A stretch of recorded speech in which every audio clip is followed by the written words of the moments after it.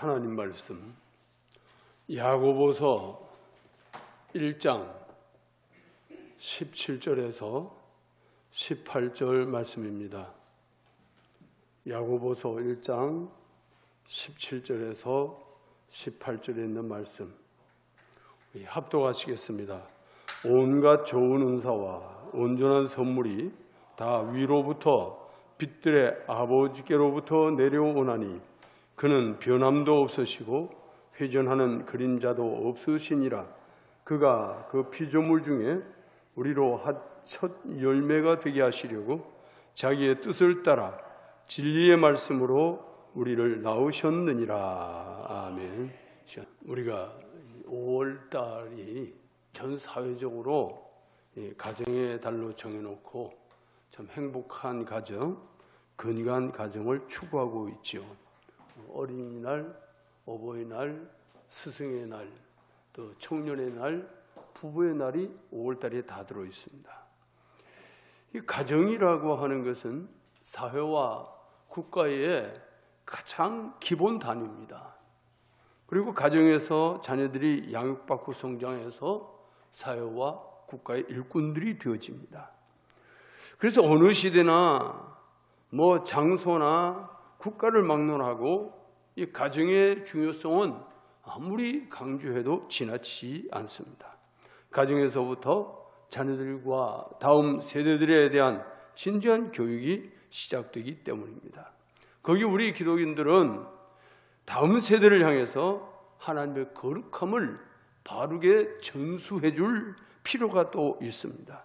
오늘 본문 17절을 다시 한번 보면 온갖 좋은 은사와 온전한 선물이 다 위로부터 빛들의 아버지께로부터 내려오나니 그는 변함도 없으시고 회전하는 그림자도 없으시니라.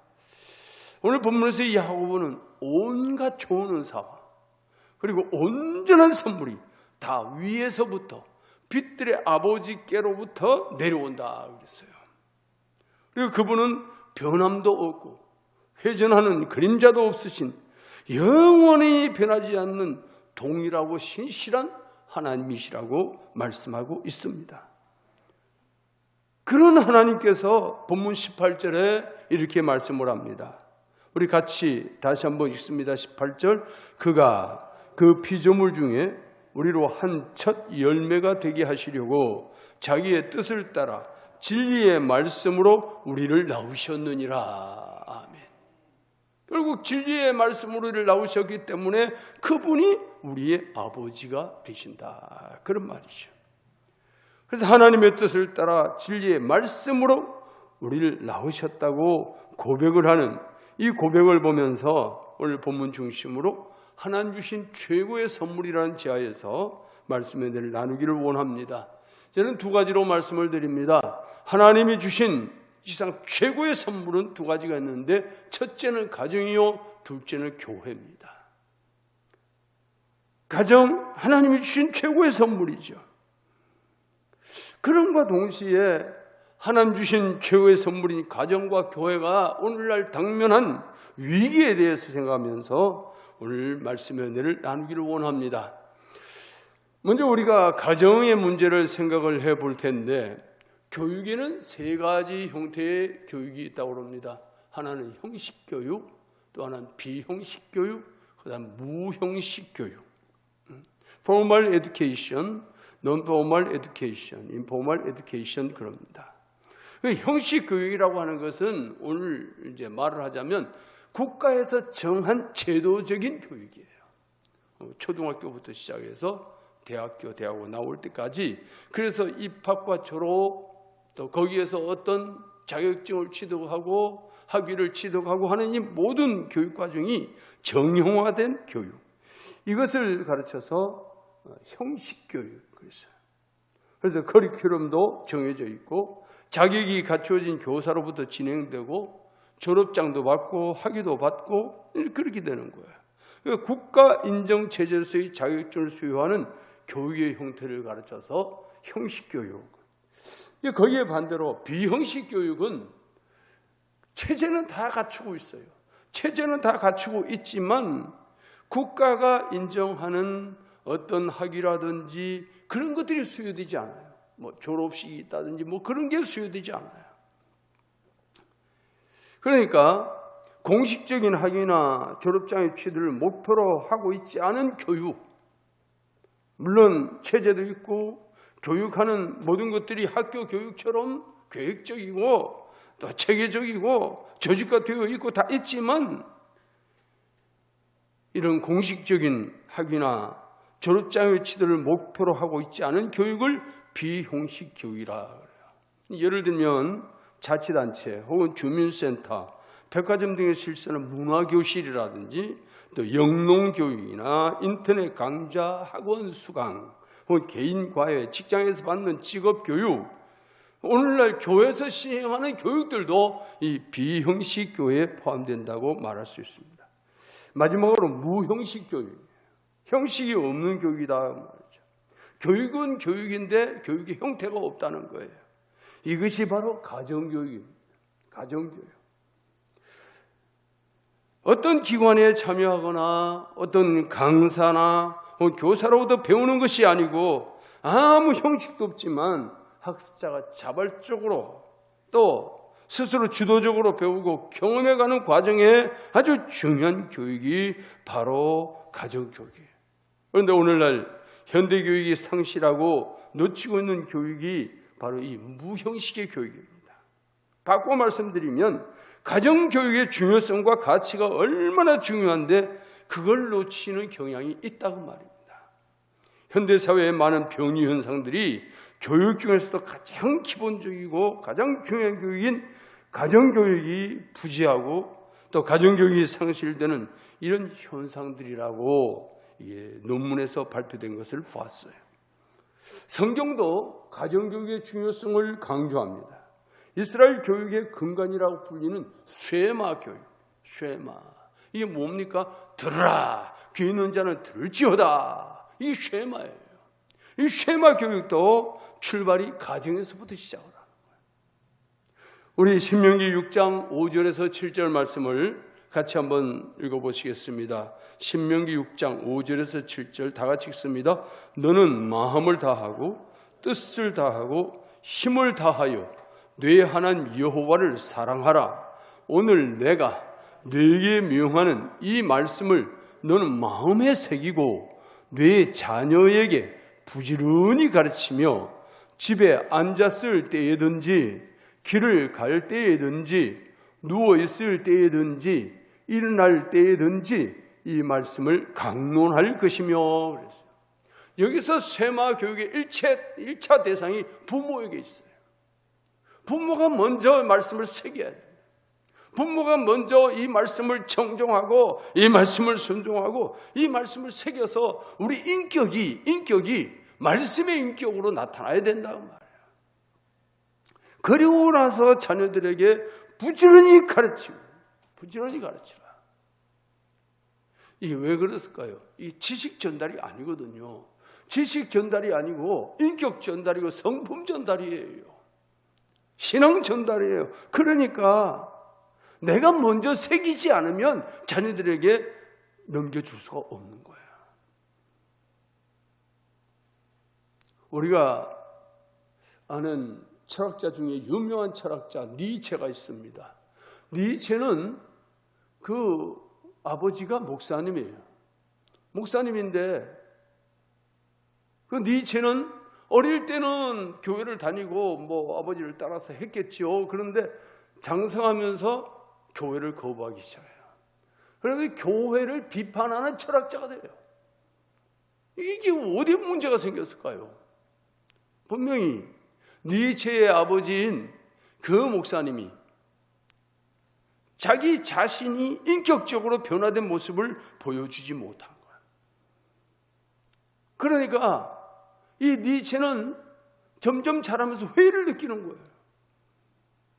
점점 자라면서 회의를 느끼고 점점 자라면서 이건 아닌데 그래서 기독교를 비판하는 철학자가 된단 말이죠.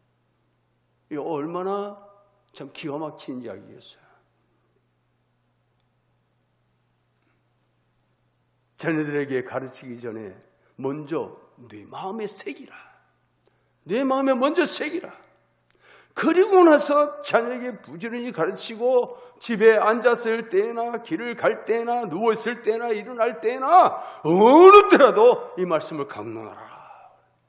자기가 먼저 새기고 먼저 순종하고 자기 인품에서 자기 성품에서 말씀이 몸에 배어 나오게 해야 돼. 그리고 나서 자녀들을 가르치라는 거야.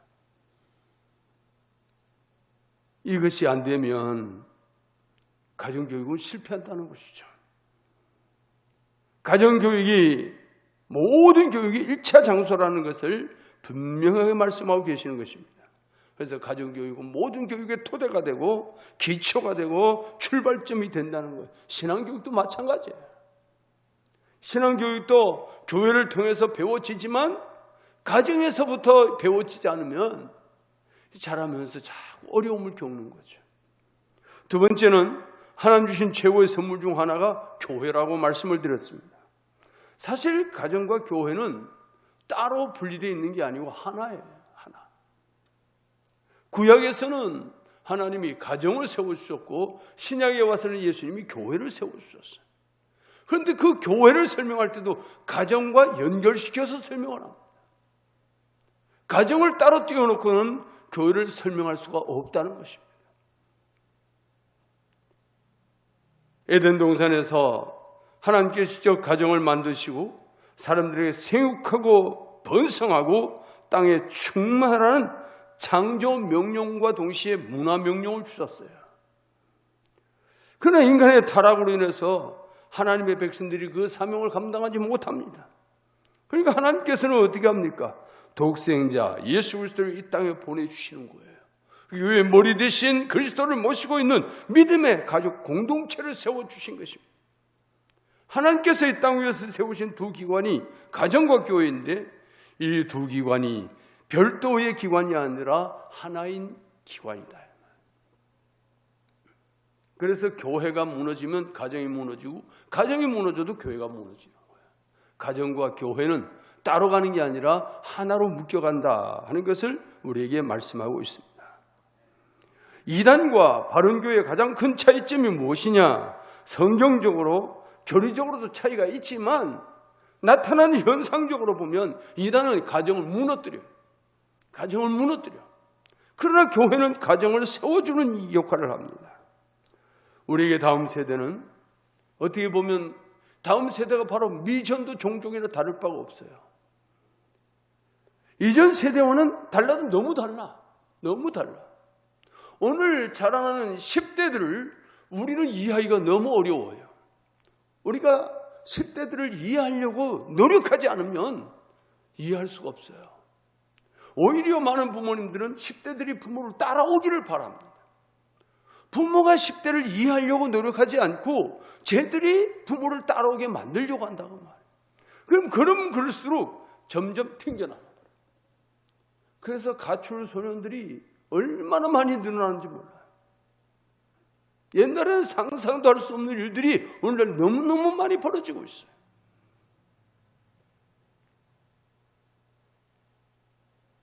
이전 시대를 이야기하면 바로 뭐라고 나오는지 아세요? 라떼. 라떼가 뭔지 알아요? 이게 그래. 나 때는 말이야 하고 이제 어른들이 자기 때를 얘기하는 거야. 나 때는 이랬어라고 이야기하는 거야. 그러니까 라떼, 꼰대 그러는 거예요. 이 10대들 또 20대들 이들 머릿속에 나 때 그 소리가 안 들려온다니까요. 왜? 문화가 달라. 문화가 다르고 가치관이 달라져 버렸어요. 그런데 옛날 얘기를 자꾸 하면 알아들을 수도 없고 이해도 안 되고 그래요. 우리가 성경을 이해할 때에 이스라엘 문화를 이해하지 못하면 성경 전체의 맥락을 잡을 수가 없어요. 이스라엘 문화를 이해를 하면 그래서 이 말씀이 나왔구나. 이게 이해가 되는 거예요. 마찬가지예요. 우리가 자라나는 이 다음 세대를 그들의 문화와 가치관을 이해하지 못하면 그들에게 바른 교육을 해줄 수가 없다고 말입니다. 영국은 한때 세계적인 선교 국가였어요. 기독교계의 지도적인 인물을 배출한 국가가 영국입니다. 예를 들면 찰스 스펄전, 로이드 존스, 존 스타트, 뛰어난 신학자고 설교가들입니다. 이런 목회자들이 다 영국에서 배출됐어요. 그런데 지금은 어떻습니까? 우리가 선교사를 파송해야 되는 상황이 되어버렸어요.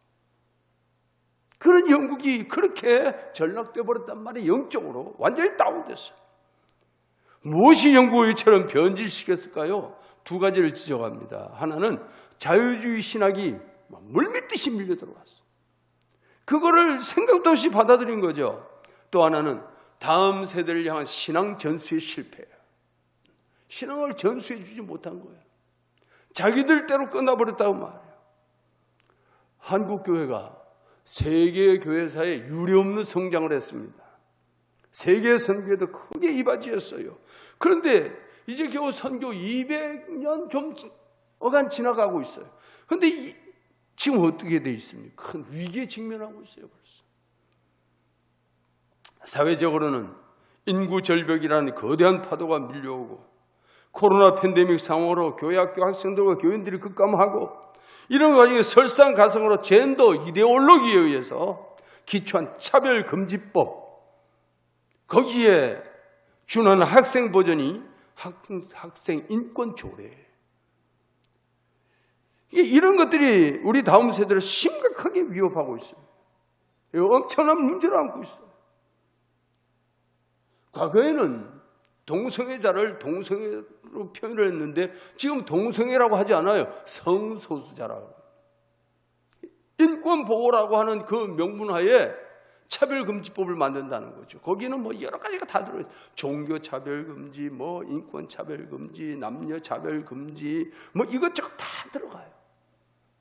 근데 우리 개별적인 차별금지법은 벌써부터 시행돼가지고 지금 하고 있지요. 근데 이게 포괄적인 차별금지법이 돼버리면 앞으로 어떤 일이 벌어질지 알 수가 없어요. 무서운 겁니다. 성경은 무엇보다도 우리가 그리스도 예수 안에서 하나됨을 강조합니다. 이 성소수자를 통칭하는 미국식 영어 표현이었는데 LGBTIA라 그래요.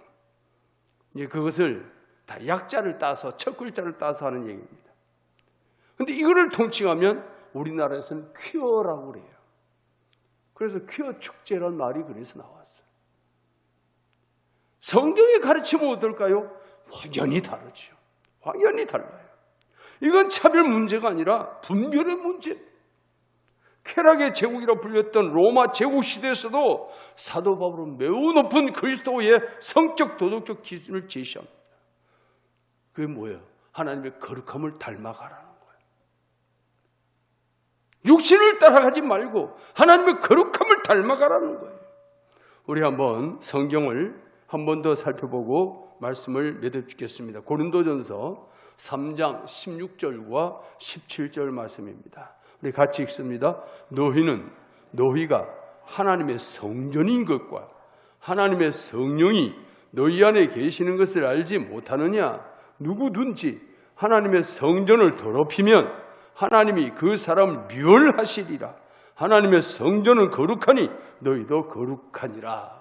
이 거룩이라고 하는 것은 하나님의 본질적 속성이에요. 하나님에게서 거룩을 빼면 하나님이 아닌 거예요. 이 거룩은 하나님의 본질적 속성인데 하나님께서 당신이 거룩하니 너희도 거룩하라. 이렇게 말씀하고 있어요. 이제 우리는 다음 세대가 성경적인 바른 가치관을 가질 수 있도록 우리는 그렇게 가르쳐야 될 필요가 있는 것입니다. 교회가 그리고 가정이 더 힘을 모아야 될 때가 바로 이때입니다. 공교육인 학교가 이념적인 교육의 장이 되지 않도록 함께 노력해야 될 뿐만 아니라 가정과 교회가 더욱 깨어나서 우리의 자녀들과 다음 세대에게 바른 신앙을 물려주어야 된다는 것입니다. 그렇게 하지 않으면 앞으로 한국 교회는 있을 자리가 없어져요. 지금 교회가 사회로부터 얼마나 외면당하는지 모릅니다. 교회가 교회 할 일을 하지 않기 때문에 그러는 거예요. 교회는 교회로서의 역할을 제대로 감당해야 됩니다. 교회는 어떤 정치적인 일을 하는 그런 단체가 아니에요. 교회는 어떤 사회적인 문화 가치를 형성하는 그런 단체도 아니에요. 그렇다고 교회가 무슨 자선단체도 아니에요. 교회는 영혼을 살리는 곳입니다. 영혼을 주께로 인도하고 그들을 하나님의 말씀으로 가르쳐서 하나님의 뜻을 순종하게 하는 그 역할을 교회가 해야 되는 거예요. 교회가 그 역할을 하지 못하면 교회로서의 기능은 끝이 나는 겁니다. 아무쪼록 가정의 달인 이 5월 달에 모든 교회와 우리 성도들의 가정 위에 하나님의 크신 은총이 함께 하시기를 주님의 이름으로 축복합니다. 아무쪼록 우리 가정에도 주님의 은혜가 넘치고 우리 교회도 주님의 은혜가 넘치고 교회도 가정도 하나님의 뜻을 받들기 위해서 몸부림치고 다른 사회단체에서 할 수 없는 일이에요. 교회 가지 않으면 할 수 없는 일이에요. 교회는 하나님의 뜻을 선포해야 돼요. 하나님께서 무엇을 원하고 계시는지 어떤 것에도 좌우되지 않고 그 무엇에도 영향받지 않고 오직 하나님의 말씀에 근거해서 말씀이 말씀으로 바로 선포되도록 교회는 여기에 사활을 걸어야 됩니다. 그렇게 하지 않으면 교회의 다음 세대에 세울 수 없어요. 우리는 다음 세대를 세우기 위해서는 말씀이 말씀으로 견고하게 세워져야 되는 것입니다. 이거는 세월이 아무리 바뀌고 사회가 바뀌고 문화 가치관이 바뀌어도 바뀌지 않는 게 이 진리예요.